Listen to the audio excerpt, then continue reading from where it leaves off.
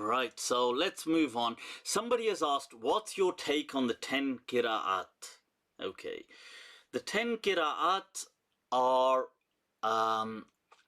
this is something I would actually like to talk about in more detail in one of the coming sessions. I'd like to actually dedicate a detailed entire segment to this. But I personally find myself with scholars, great scholars, in the company of great scholars like Qadi Abu Bakr ibn al-Arabi of the past, the great Spanish Muslim judge and scholar and Maliki faqih, Maliki scholar, who has, in fact, this book right behind me is his. This book right behind me. This is called Al-Masalik, and it's a commentary on the Muwatta.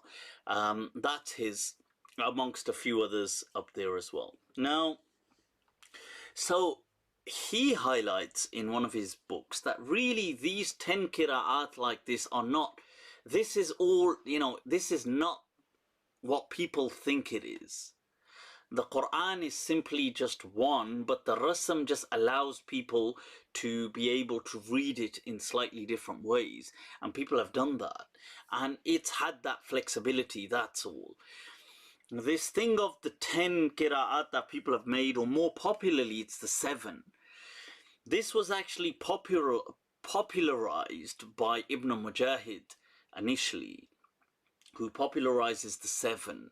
But there were other people. I mean, there was people going as far back as you've got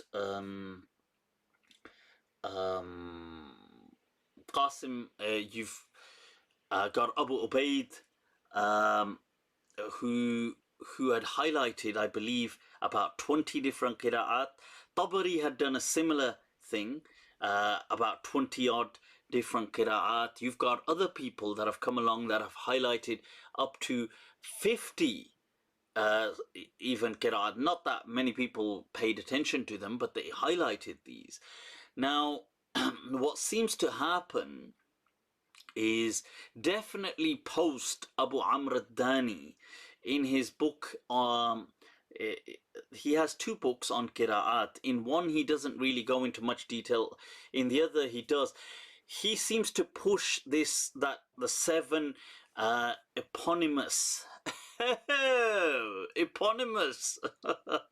Eponymous is when something is named after someone. So these eponymous qira'at, so like I suppose the Maliki, the madhabs are eponymous. Eponymous in the sense they're named after the imams, and that's how we know them today as Maliki, Hanafi, Hanbali. So these qira'at known as Asim, for example, known as, so the generally you will get them as Nafi'. That's one of the major qira'at. You'll have Ibn Kathir, you'll have Ibn Amir, you'll have Abu Amr ibn al-Ala in Basra. So that was in Medina, Nafi'. You have Ibn Kathir in Mecca, you have Ibn Amir in Damascus, Abu Amr ibn al-Ala in, you have him in Basra.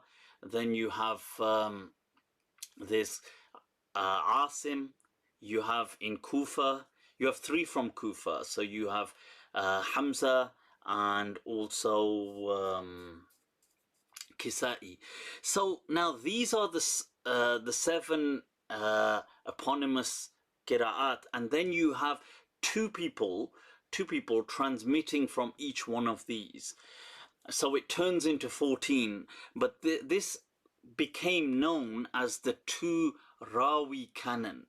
Okay, the principle or the law that we need 2 people to transmit from these Rawis. So hence people will say, like, so from Nafi' you will have Warsh and Qalun, for example.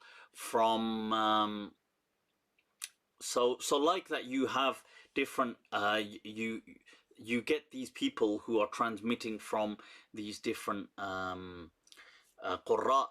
But is that like, as in, is this just coincidental and a system that Muslims just came up with, or was this the divine way? Now, I don't really buy into that this was the divine way or this was the 7 ahruf which Allah revealed, the hadith that Allah revealed the Quran on 7 ahruf. First of all, that hadith isn't even sahih. Secondly, this is nonsense to say that, because it's only with Ibn Mujahid that these 7 became popular. But otherwise, other people had said they were, many more than 7. And hence, I believe Jazari highlights the 10. He brings the 10. But in my understanding, I go with people like Qadi Abu Bakr ibn Arabi that look, the Quran was written in a certain way that allowed some flexibility. The way some people read it was just, it was just their ijtihad and their attempt and the way they were taught or they assumed. It may have been any or all of these factors. So with some people it was the way they were taught. In other people it may have been that it was ijtihad. Now so it may be that they are the way. A good analogy is like how you have text message language. So imagine now there are no vowels in English and people only write in text message language. Now, the context will make certain things be absolutely clear, but there may be certain situations where either word will still make sense. So, I mean, if you, obviously text messages are brief, but imagine it was a whole book, like the way the Quran is. So, in that sense, like let's say somebody wrote WT as what. Now, let's say they also wrote WT as with. Now, you may say, well, they'll say, WTH maybe as with. But then WTH could mean like, what the hell?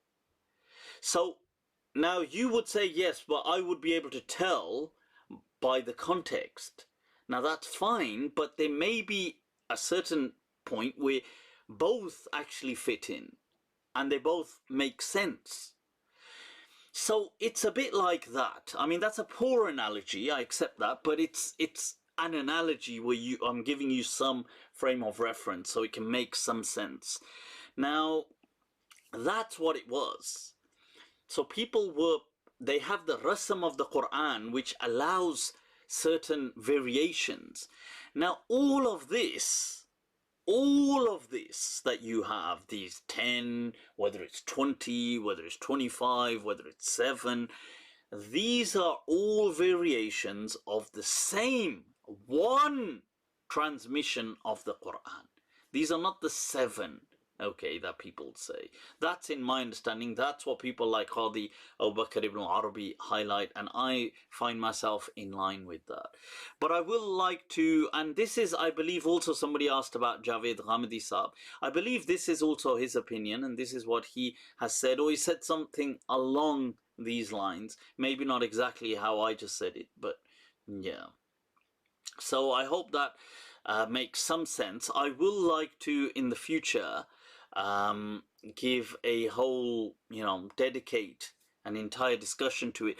But it is complex, it is confusing. I understand that. It's also freaky, scares people out.